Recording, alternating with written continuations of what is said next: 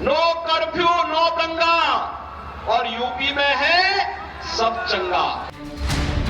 अब आपको सुनवाते हैं मेरठ जिले के सरदना जिले में बदमाशों को दिया गया योगी का अल्टीमेटम। योगी ने माफिया मुख्तार का जिक्र इशारों में करते हुए उसे दंगाई बताया। योगी ने कहा कि कर्फ्यू लगवाने वाले दंगाइयों को बीजेपी सरकार ने नाक रगड़ने पर मजबूर कर दिया। आप देख रहे होंगे जिनके नाम से ही लोग कर्फ्यू जैसा माहौल होता था, आज उनकी दुर्गति क्या है हर व्यक्ति देख रहा है। इन माफिया और अपराधियों की स्थिति क्या है आप रोज सोशल मीडिया के प्लेटफॉर्म को उठा करके देखते होंगे। एक दुर्दांत माफिया ऐसा भी था बहनों और भाइयों, जब समाजवादी पार्टी की सरकार के समय चलता था तो मुख्यमंत्री हो या मुख्य न्यायाधीश, इन सब के काफिले रुक जाते थे और माफिया का काफिला निकलता था। और जब हमने कार्रवाई की उस माफिया के खिलाफ और उसको रगड़ करके कोर्ट के सामने प्रस्तुत किया तो उसकी पैंट गीली हो गई थी। मुरादाबाद में भी योगी ने अपराधियों को उनके अंजाम तक पहुंचने का दावा किया। योगी ने कहा कि बदमाश या तो जेल में हैं या जहन्नुम में पहुंच गए हैं। कांग्रेस हो, सपा हो, बसपा हो, इनके एजेंडे में विकास नहीं था, गरीब कल्याण नहीं था। आस्था के साथ खिलवाड़ करना ये अपना जन्मसिद्ध अधिकार समझते थे। माफिया और अपराधी को अपने गले का हार बना करके ये लोग प्रदेश की जनता पर, बेटी की सुरक्षा पर, व्यापारी की सुरक्षा पर सेंध लगाने का कार्य करते थे। ये बीजेपी की सरकार जो बोलती है वो करके दिखाती है। आज आप देखते होंगे माफिया या अपराधी या तो जेल में है या जहन्नुम में है। आपको बता दें, वेस्ट यूपी में कानून व्यवस्था एक संवेदनशील मुद्दा रहा है। बीजेपी का आरोप है कि एसपी बीएसपी की सरकारों ने बदमाशों को संरक्षण दिया था, लेकिन योगी सरकार बनते ही ऐसे अपराधियों को कानून के शिकंजे में लाया जा रहा है। योगी सरकार अपनी इस उपलब्धि को लोकसभा चुनावों में भुनाने की कोशिश कर रही है, तो खुले मंच से अपराधियों को भी सुधर जाने की चेतावनी दे रही है। Bureau report, Republic Bharat.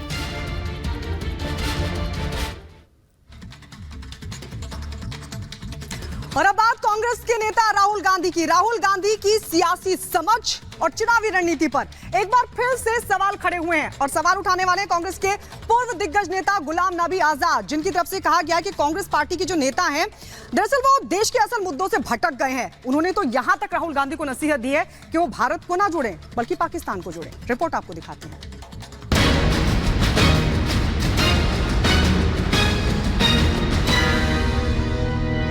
Rahul Gandhi पर भड़के गुलाम नबी, भारत जोड़ो यात्रा पर ही उठाए सवाल। भारत नहीं, पहले पाकिस्तान को जोड़े राहुल।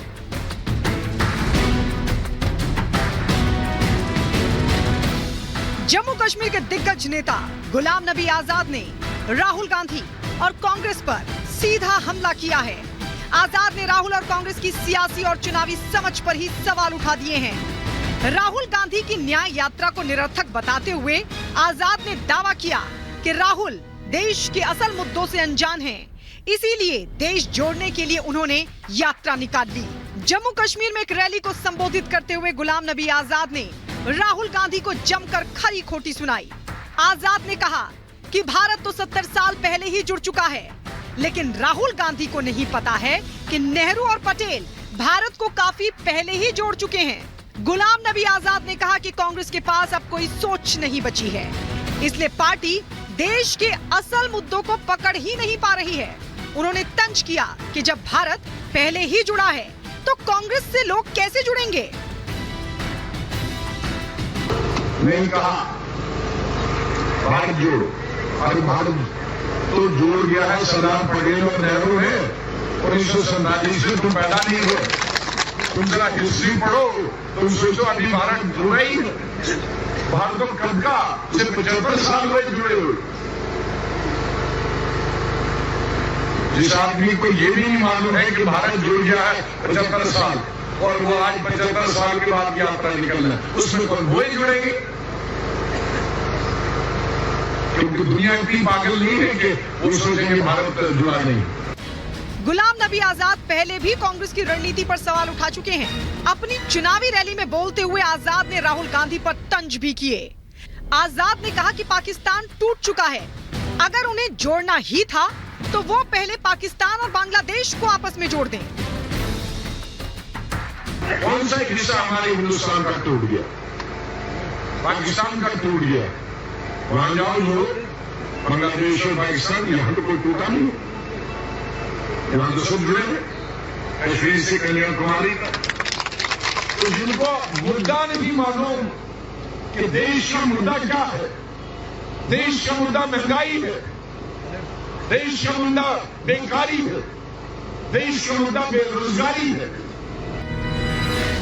राहुल गांधी पर हुए इस हमले से कांग्रेस तिलमिला गई है। कांग्रेस ने भी आजाद पर जबरदस्त पलटवार किया है।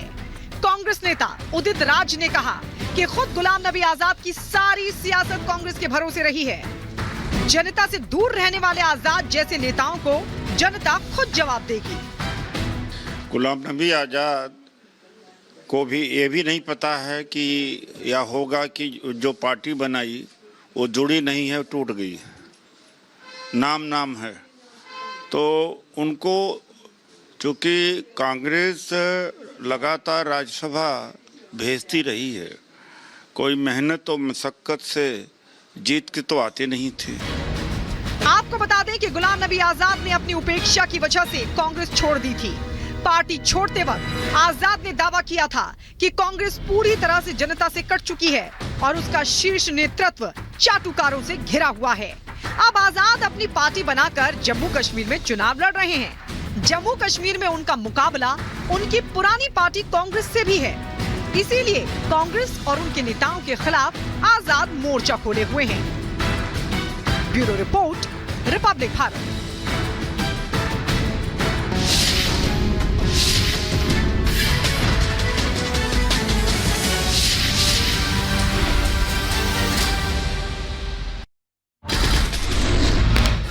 कन्हैया कुमार को टिकट देने पर बोले गिरिराज सिंह, कांग्रेस के पास उम्मीदवारों की कमी, मनोज तिवारी को कोई नहीं हरा सकता। बीजेपी सांसद मनोज तिवारी का कन्हैया कुमार पर हमला, कहा देश विरोधी घटनाओं में रहे हैं शुमार कन्हैया कुमार, उनको नॉर्थ ईस्ट दिल्ली में हुए विकास को देखना चाहिए। टिकट मिलने के बाद बोले कांग्रेस नेता कन्हैया कुमार, कहा हम लोकसभा चुनाव मजबूती से लड़ रहे हैं, हम न्याय के लिए अपनी लड़ाई जारी रखेंगे। केंद्रीय मंत्री गिरिराज सिंह का कांग्रेस पर हमला, कहा कांग्रेस महंगाई पर काबू नहीं पा सकी, बीजेपी की सरकार में महंगाई पर काबू पा लिया गया। अनुराग ठाकुर का कांग्रेस पर हमला, कहा अगर कांग्रेस की सरकार होती तो ना मंगलयान मिशन सफल होता, न चंद्रयान मिशन और ना ही गगनयान मिशन के बारे में सोचते। रिपब्लिक भारत से बोले मुकेश सहनी, कहा बीजेपी ने तोड़ी हमारी पार्टी, इसलिए बीजेपी से हमने नहीं किया समझौता। मछली खाने वाले विवाद पर मुकेश सैनी का बयान, कहा हमारे खान पान पर ना करें सवाल, हम मछली खाएं या संतरा। रोहिणी आचार्य का बीजेपी के मैनिफेस्टो को लेकर बीजेपी पर हमला, कहा लालू जी के नाम से कांप रही है बीजेपी, जिस दिन लालू जी प्रचार के लिए निकलेंगे सच पता चल जाएगा। जेडीयू प्रवक्ता नीरज कुमार का लालू यादव हेमंत सोरेन पर हमला, कहा भ्रष्टाचार जैसे आरोप लगने के बाद इस्तीफा दिया, अरविंद केजरीवाल को भी सलाह भेजिए कि इस्तीफा दें। आजमगढ़ से बीजेपी के उम्मीदवार दिनेश लाल यादव का बयान आया सामने, का बेरोजगारी के लिए बढ़ती जनसंख्या जिम्मेदार। चुनाव आयोग की टीम ने राहुल गांधी के हेलीकॉप्टर की जांच की, नीलगिरी गुडलूर में प्रचार के लिए पहुंचे थे राहुल गांधी। बीजेपी के संकल्प पत्र पर बोले महाराष्ट्र के डेप्यूटी सीएम देवेंद्र फडणवीस, कहा यह सिर्फ संकल्प पत्र नहीं बल्कि ये प्रधानमंत्री मोदी की गारंटी है।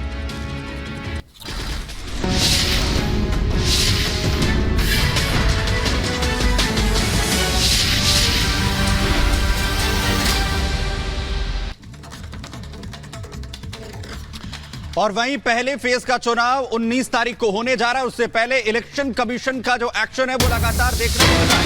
आपको बताएं कि बड़ी कार्रवाई लगातार इलेक्शन कमीशन जो है वो कर रहा है और अभी तक 4,650 करोड़ की ड्रग्स, शराब और कैश अभी तक जब्त किया जा चुका है। और बड़ी बात आपको बताएं कि 2019 में हुए लोकसभा चुनाव से ये ज्यादा है।